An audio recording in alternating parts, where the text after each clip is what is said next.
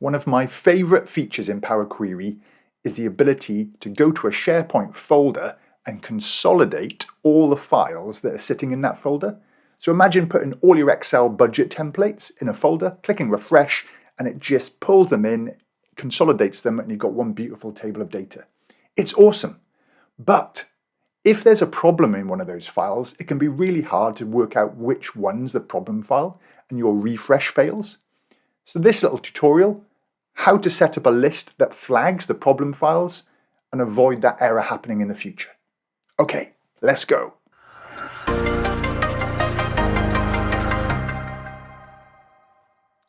So I'm here in my, in this case, OneDrive, but SharePoint, same thing. Okay, I'm in the folder and I want to consolidate all these files. Okay, so this is what you do. The first thing is you grab everything. If you're in OneDrive, you grab everything up to the end of your name. Okay, don't grab anything more than that. So Control-C. And then I'm going to go get data from file from SharePoint folder. Okay, this works with Power BI as well. You know, Power Query is the same in both. So I'm going to paste it in here and click OK. And then you always have to use your organizational or Microsoft account, depending on which one pops up here. If organizational account pops up, use that. Okay, sign in and then connect. Right, the first thing is you cannot click combine, you have to go transform. Okay, this is the list of all your SharePoint OneDrive contents. Okay, so you can't use that combine button. And what you want to change here is this SharePoint.Files. I really recommend you change it to .Contents. Now this method does rely on you having access to the whole path, okay, to do this. But it's much nicer because you now get this sort of explorable list. So you go to Documents, you click on Table. You can then go to the next table. It's like drilling down through the folders. Okay, and I'm going to go to my budget submissions. So, and it's much quicker, okay, to refresh as well if you use SharePoint.Contents.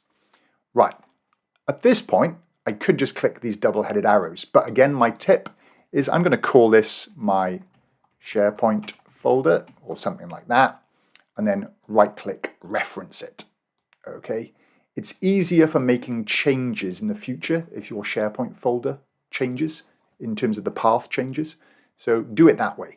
Okay, and now this is going to be my sort of consolidation. And I click these little double-headed arrow. All right.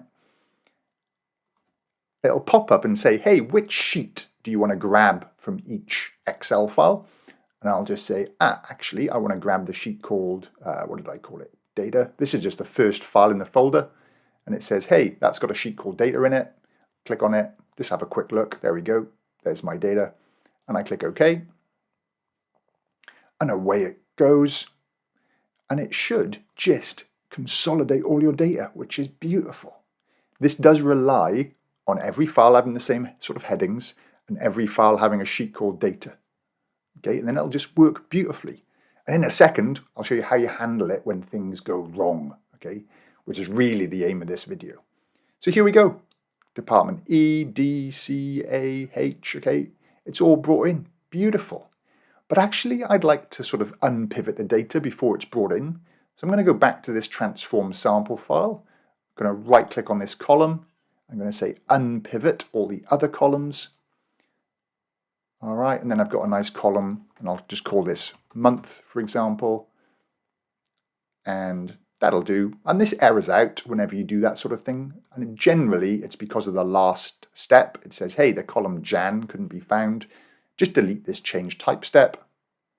And look, there's my data. Okay, so that's Department E. I can scroll down. There's Department D. Beautiful, all ready to load into my report. Okay. And I'll just change these column headings. In fact, I'll shortcut it by holding Shift. Transform, detect data type. Let's see if it gets it right. Text, text, whole number. Yeah, I'm happy with that. and then I'll go home and click close and load to, and I would recommend you say connection only to start with. Click OK. With Power BI you can just click close and apply and it works beautifully. But with this one I just want to load the consolidation. So right click, load to, table, and click OK. And this is just perfect. It's just going to suck all the data in, load it in, and I could have loaded it to the data model if I wanted to, if I want to do pivot tables and things. So here we go. One thing I noticed when doing this demo was in my source file I accidentally named a column May twice. So I've got, but it's not really important for the demo. Okay. Right, so that's working. You know, I can refresh, right click, refresh. When I add a new file in, it'll bring in the new data. So let's give that a go, okay? So I'm going to go back into my SharePoint or OneDrive here. I'll go here and I'll go into my new files, including one that's empty, so there's nothing in that sheet, and one that's got the wrong sheet name, so the sheet isn't called data. Okay, so let's move these, okay, and I'll move them up into this heading here, and then if it's moving, there we go, and then I'll then move them from here. There's probably a quicker way of doing this. I could have right-click moved into the budget submissions. Okay, it's pretty cool that you can do that. You didn't used to be able to do that. So in my budget submissions now, I should have, if I refresh this screen, I should have more files. Okay, awesome. So if I go back down to my report and I go right-click, refresh, away it goes, and hopefully it's working. No! And I get warnings like this. Data could not be retrieved from the database. It's not helpful. I'm not even using a database, okay? Check the database server or contact your DBA. Hey, Mike, Power Query team, that needs fixing, all right? That's just not a good warning message. Okay, so I'm going to click OK, and I have to double click on here to go and edit this query, or I could go up to Query and say Edit. Either way will take me into the query. All right, so, but then how do you work out which file is the problem? Because when I try and refresh this, if I come in here and go refresh preview, all right, it'll run. In fact, if I scroll down, it's just got, it doesn't even show you here, there's just this error, and that's not really helpful. Okay, again, if I click next to error, the key didn't match any rows in the table. Might be giving you a hint here. Right, what do you do? Well, this is what you do. You go to the invoke custom function step, right? And you have a look across here to the right, scroll all the way across, and here you can see the errors. Okay? Right, so what you could do then is essentially right-click on this column and remove the errors. Okay, so right-click, remove errors, insert a step,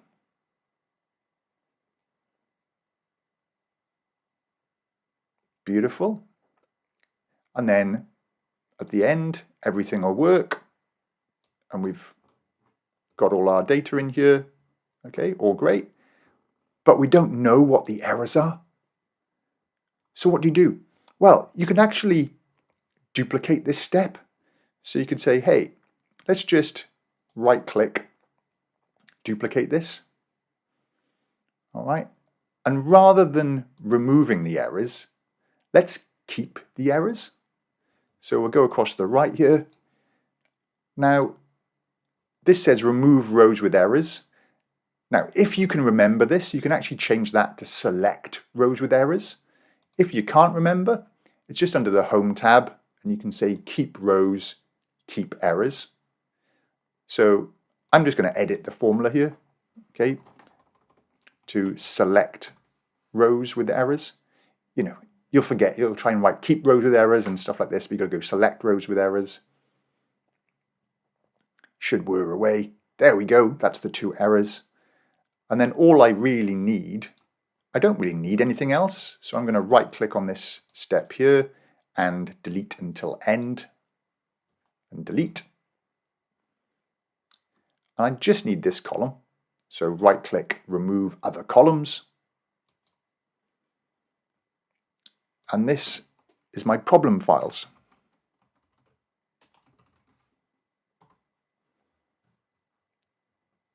Okay, so this should now work, and this is my problem files. So close and load 2.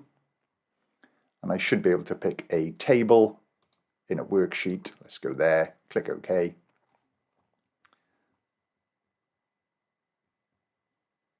And there's my 2 problem files, but everything else should work. So if I just go data and refresh all, this should all load. I shouldn't get any warnings. And magically it works. Okay, so there you go. Now, one more little thing just before you go. Okay, just keep watching. One more little trick here.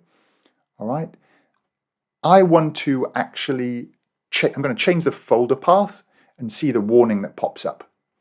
Okay, and just show you why I did that first little step. So if I go back into here and let me change this, for example. Okay, let me rename. Actually, let me rename this to right click, rename. Okay, budget submission. Okay, so that's renamed. So now when I go back to my Excel file and I click the refresh all button, it's going to whir away and it says the key didn't match any rows in the table. Okay, again, can you please make some more helpful warning messages, Power Query team, please?